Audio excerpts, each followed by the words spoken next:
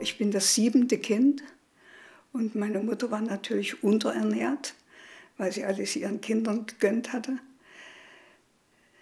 was da war an Nahrung. Und ich hatte dann Ernährungsstörungen, ungefähr mit einem knappen halben Jahr. Und sie brachte mich in ein Krankenhaus, was aber auch schon zerstört war. Die Krankenhäuser waren ja fast alle zerstört. Und ja, gab da noch eine Abteilung, die arbeitete. Und dann hat sie mich ein paar Mal besucht. Ja, ging nicht besser. Und dann, als sie mich das letzte Mal besuchte, fand sie mich nicht in dem Raum. Und da sagte die, na, aus der wird nichts mehr. Die haben wir in ein Zimmer gelegt, wo die Sterbenden sind. Und da hat meine Mutter gesagt, also wenn sie hier stirbt, dann kann sie auch zu Hause sterben. Hat mich nach Hause gebracht, erst mal gewaschen. Ich war völlig grau und da war so eine richtig graue, dicke Schicht, die sie erst mal abgewaschen hat. Und unter dieser Schicht waren dann lauter Furunkel und so. Und dann hat sich das mit Mühe hingebracht. Die Furunkel habe ich heute noch, also das ist die Narben zumindest. Und meine Geschwister mussten sich anstellen nach irgendwelcher verwässerten Milch und dies und jenes. Und sie hat es fertiggebracht, mich hochzuziehen.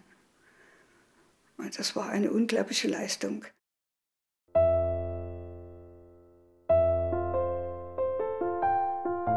Ich habe auch mal als Kind gelesen über Leningrader Blockade. Und das hat mich so erschüttert, dass ich mir gesagt habe, dass ich mich eigentlich auch geschämt habe als Deutsche.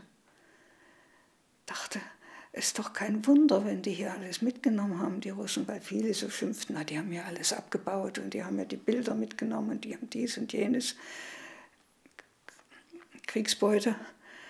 Und da dachte ich, na, was wir dort angerichtet haben, das ist eigentlich, dürfte man jetzt nicht das nicht verwechseln, dass man jetzt Ursache und Wirkung verwechselt. Ne? Wie war die Ursache? Das war die Wirkung.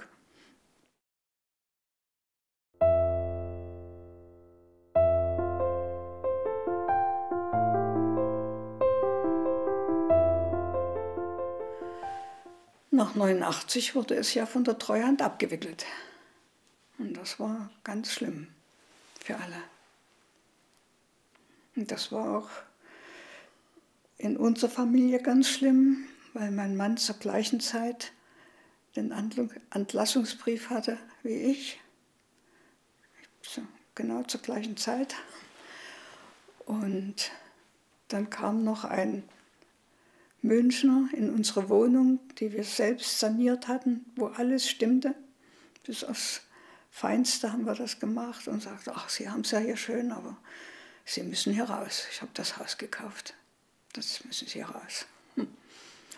Also beide keine Arbeit und keine Wohnung.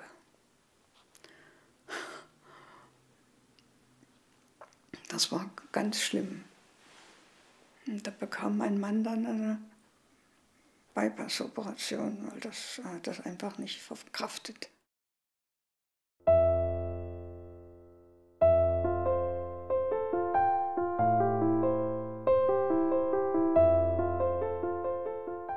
Ich bin eigentlich dankbar, dass ich hier groß geworden bin, auch in der DDR groß geworden bin. Also ich habe da nicht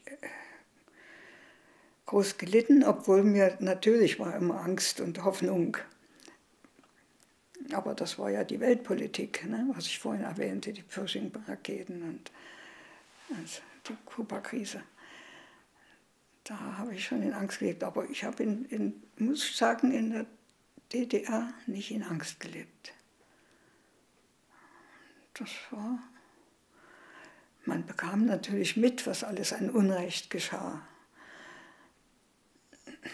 Man war ja auch mit vielem nicht einverstanden, aber trotzdem konnte man in Ruhe arbeiten.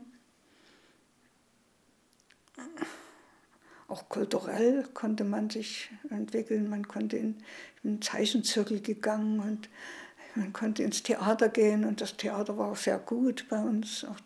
Und als die Oper wieder erbaut wurde, hat man sich doch gefreut, ist man in die Oper gegangen wieder. Und das war eine Leistung in der Zeit, wo es eigentlich schon bergab ging. Ne?